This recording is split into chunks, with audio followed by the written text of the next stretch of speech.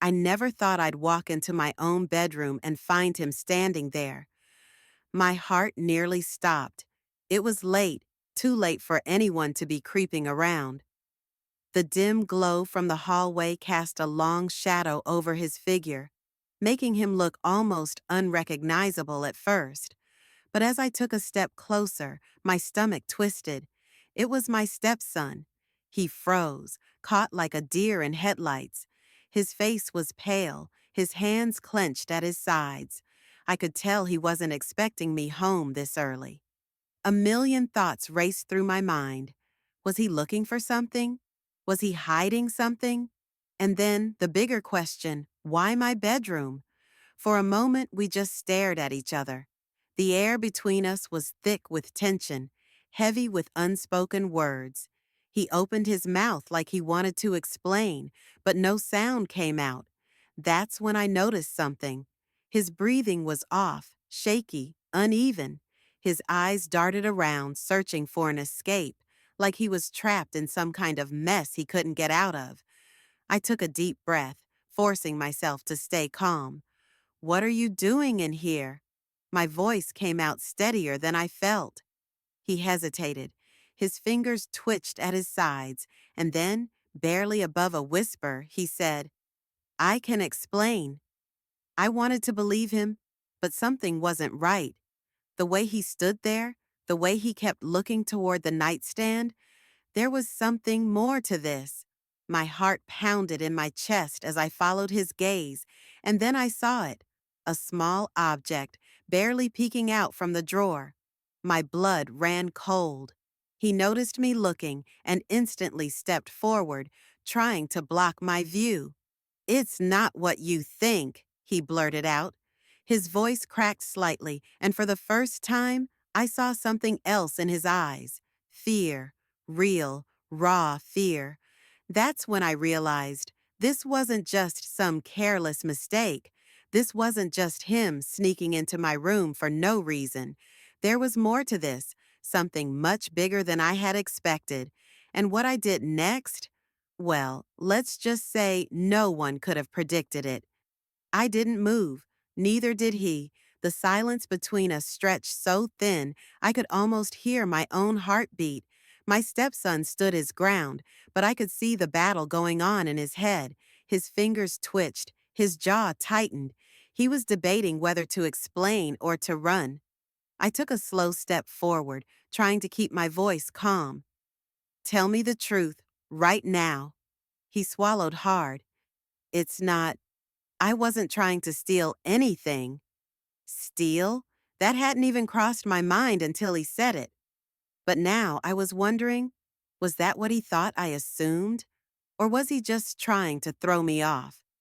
I glanced toward the drawer again, but this time he moved fast, stepping in front of it completely. My chest tightened.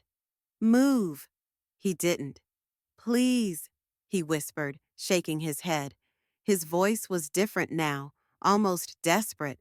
That was when I realized something else. He wasn't just scared of getting caught. He was scared of whatever was in that drawer. I should have been furious. I should have yelled or demanded answers. But instead, my mind was spinning in 100 directions. He was old enough to know better, but something about the way he was acting didn't feel like simple mischief. It felt bigger. I studied him for a moment, trying to piece everything together. Lately, he had been acting different, quieter, more withdrawn. He had started avoiding conversations, skipping meals. At first, I thought it was just normal teenage stuff, but now I wasn't so sure. "What's in the drawer?" I asked, my voice softer this time. He opened his mouth, then shut it again. His eyes darted toward the door like he was still considering an escape. That's when I made a decision. I wasn't going to wait for him to talk. I took a sharp step forward, reaching past him before he could react. My fingers curled around the drawer handle. "No, wait!" he gasped, grabbing my wrist. His grip was tight, almost shaking. My breath caught.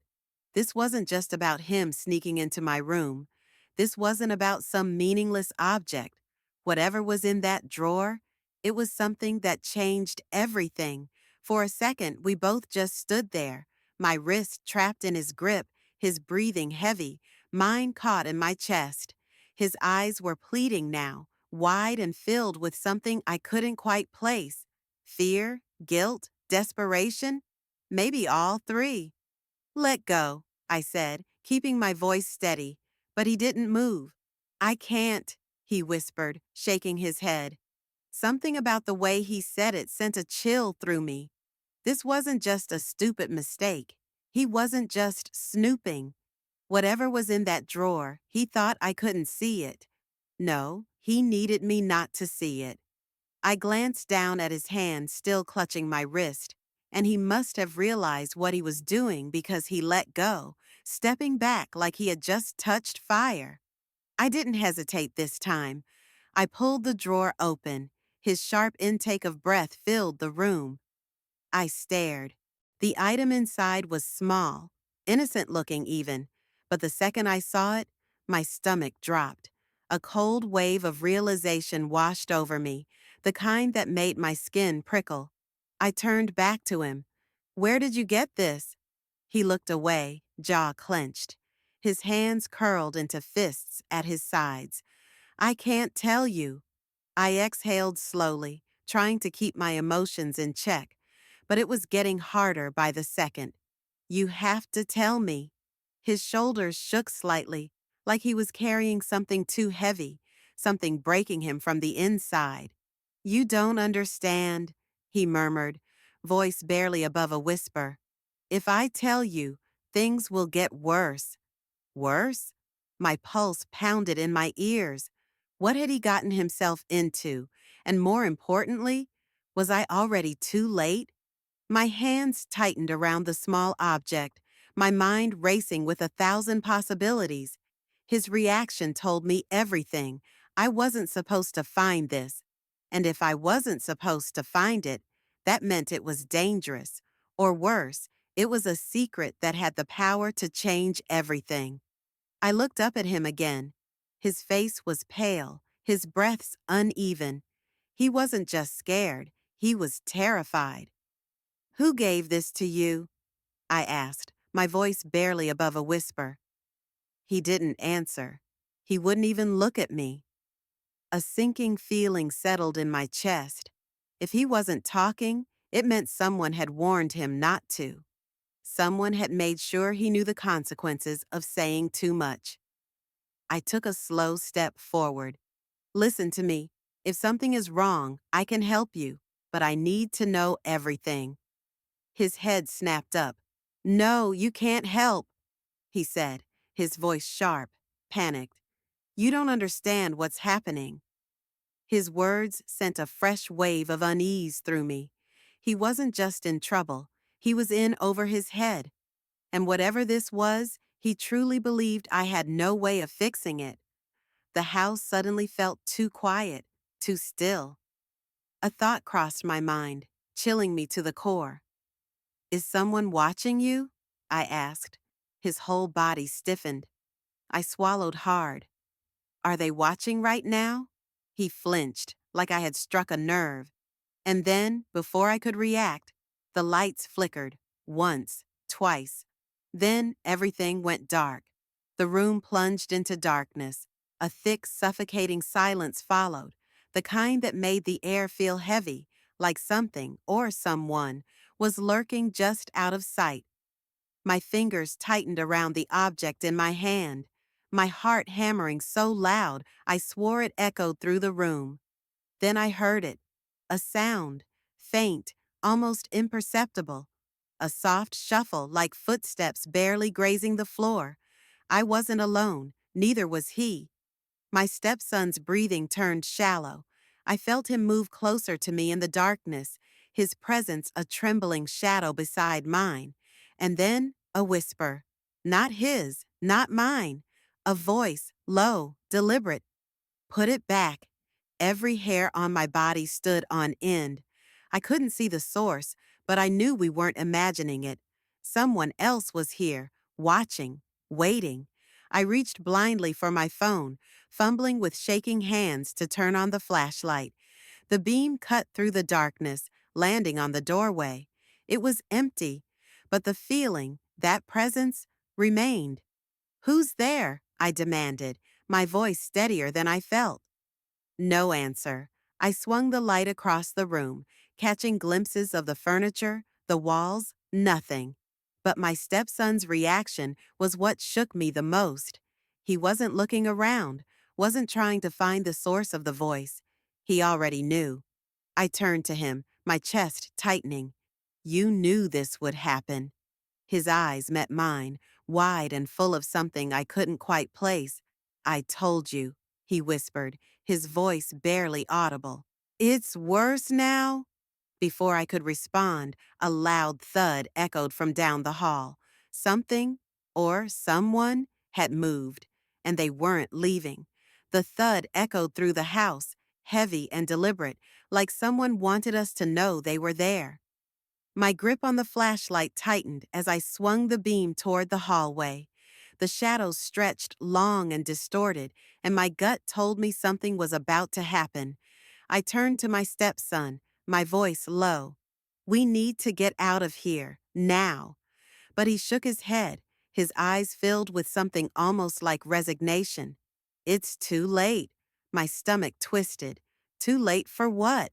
Then another noise, this time closer. A slow creak, like weight shifting on the wooden floor just outside the door. Someone was standing there, waiting.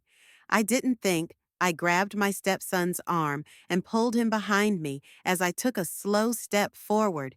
My fingers hovered over the drawer, ready to grab whatever I needed to defend us. But before I could move, the door slammed shut on its own. My stepson flinched, his breath coming fast. I could hear mine too, ragged, uneven.